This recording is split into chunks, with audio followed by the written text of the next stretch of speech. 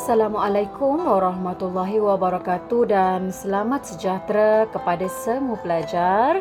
InsyaAllah pada hari ini cikgu akan membawa pelajar-pelajar untuk mempelajari sejarah tingkatan 4. Kita akan masuk kepada bab 8 iaitu pilihan raya.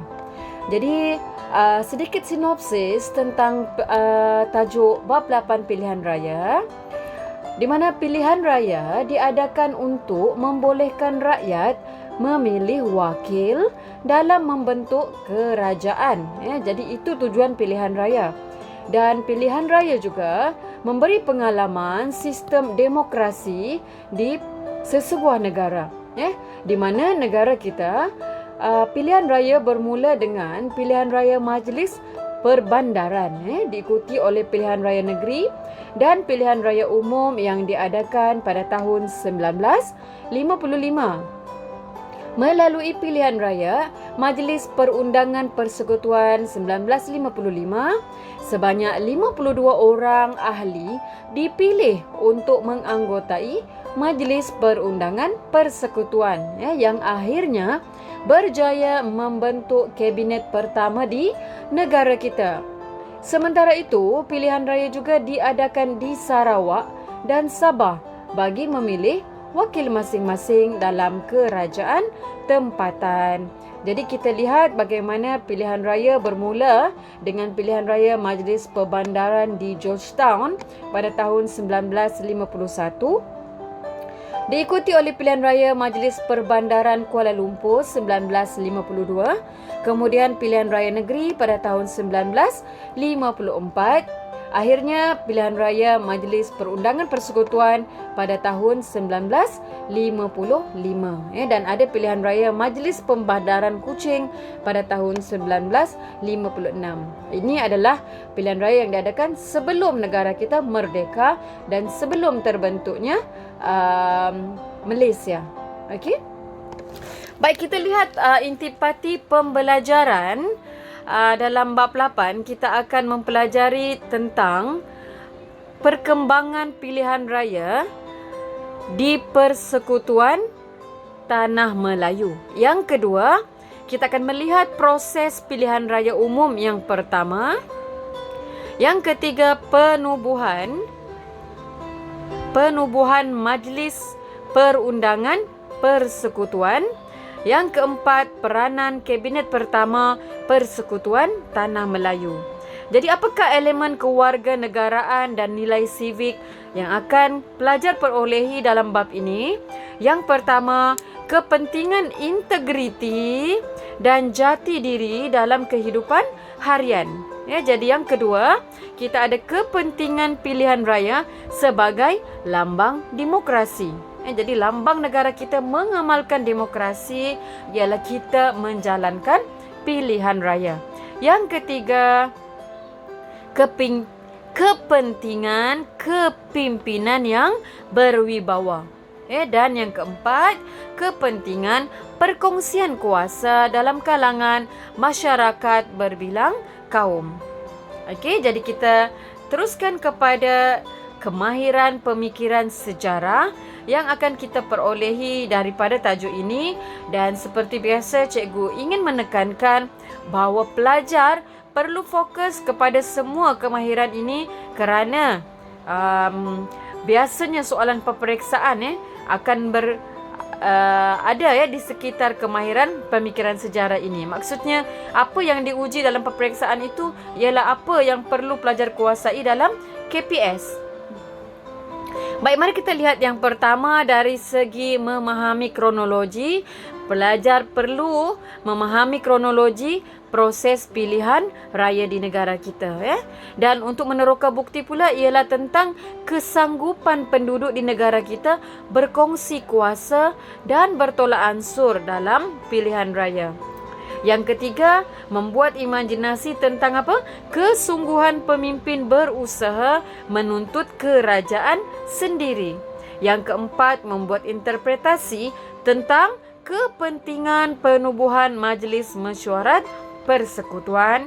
Dan yang kelima, membuat rasionalisasi tentang peranan kabinet pertama dalam membentuk perpaduan negara. Baik pelajar jangan mengabaikan tentang KPS ini. Pelajar perlu menguasai tentang KPS yang telah digariskan di sini.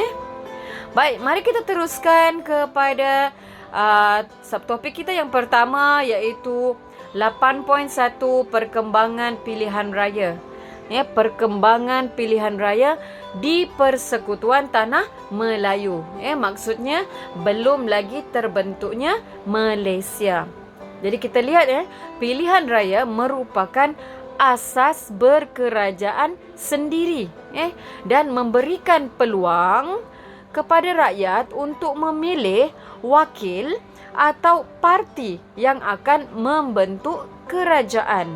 Jadi di negara kita, pilihan raya diadakan bermula dari peringkat Majlis Pembandaran, diikuti peringkat negeri, kemudian pilihan raya Majlis Perundangan Persekutuan. Jadi cikgu boleh nomborkan di sini, bermula dengan peringkat Majlis Perbandaran, diikuti oleh peringkat negeri dan peringkat Majlis Perundangan Persekutuan. Ada 3 peringkat pilihan raya. Baik, mari kita lihat perkembangan pilihan raya. Kita mulakan dengan pilihan raya di Persekutuan Tanah Melayu diadakan selaras dengan peruntukan dalam Perjanjian Persekutuan Tanah Melayu 1948. Okey, kita teruskan. Kerajaan Persekutuan mewujudkan jawatan kuasa pilihan raya bagi Majlis Mesyuarat Perundangan untuk mengkaji dan membuat cadangan tentang perkara tersebut. Okey. Dan seterusnya ada Ordinan Pilihan Raya Pihak Berkuasa Tempatan diwujudkan pada tahun 1950 yang memberi kuasa, memberikan kuasa kepada majlis tempatan untuk mengadakan pilihan raya. Jadi kita lihat di sini tentang pilihan raya Majlis Pembandaran Georgetown pada tahun 1951. Ini pilihan raya yang terawal. Okey, yang terawal. Okey. Di mana ada parti-parti yang bertanding, antaranya adalah Parti Radikal. Kita ada 8 orang calon dan jumlah kerusi yang dimenangi adalah 5 kerusi. Kemudian ada Parti Buruh, 8 calon juga, menang 2 kerusi. UMNO ada 5 calon dan menang 1 kerusi. Seterusnya Bebas, ada 3 calon dan menang 1 kerusi. Ini dalam pilihan raya Majlis Pembandaran di Georgetown. Kemudian diikuti oleh pilihan raya Majlis Pembandaran di Kuala Lumpur pula, ada IMP. Okey. IMP jumlah kerusi yang dimenangi adalah 2. Parti Buruh Selangor tidak memenangi apa-apa kerusi. Persatuan Penyewa Rumah tidak ada apa-apa kerusi. Kemudian Bebas ada 1. Dan Perikatan. Di sini adanya Perikatan, di mana perikatan ini melibatkan UMNO Kuala Lumpur dan juga MCA Selangor. Jadi pada ketika ini perikatan terdiri daripada 2, iaitu UMNO Parti Orang Melayu dan MCA Parti Orang Cina telah memenangi majoriti kerusi, ada banyak, iaitu 9 kerusi. Okey. Jadi kita teruskan kepada perkembangan pilihan raya kita yang seterusnya. Jadi pilihan raya Majlis Pembandaran pertama di Georgetown di Pulau Pinang yang telah diadakan pada 1951 itu tadi. Pilihan raya Pembandaran ini diadakan untuk memilih 9 orang ahli pesuruhjaya perbandaran Georgetown. Jadi sebelum pilihan raya ini diadakan, ahli dalam majlis perbandaran dilantik oleh Gabenor negeri-negeri Selat. Jadi selepas pilihan raya ini, maka calon-calon yang menang dalam pilihan raya itulah yang akan menjadi ahli majlis perbandaran. Dah tidak dilantik lagi oleh Gabenor. Jadi hari pendaftaran pemilih diadakan selama 6 minggu bermula pada 17 Mei hingga 31 Jun 1951. Seramai 14,514 orang pengundi telah mendaftar untuk membuang undi dalam pilihan raya ini. Kita teruskan ini yang pertama, diikuti oleh pilihan raya Majlis Pembandaran Kuala Lumpur. Okey, ini yang kedua. Pilihan raya Majlis Perbandaran Kuala Lumpur pada Februari 1952. Ini diadakan untuk merebut 12 kerusi Majlis Perbandaran di Kuala Lumpur bagi kawasan Sentul, Bangsa, Imbi dan Petaling Jaya. Jadi dalam pilihan raya ini, UMNO bahagian Kuala Lumpur dan juga MCA bahagian Selangor mengadakan kerjasama dan bergabung. Jadi gabungan di peringkat awal ini dikenali sebagai perikatan.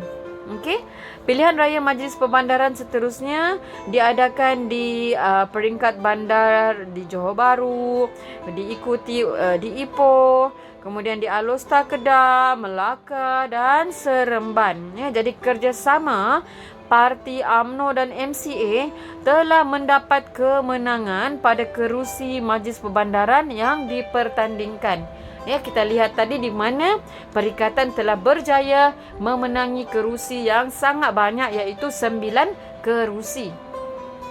Baik, kita teruskan kepada yang ketiga,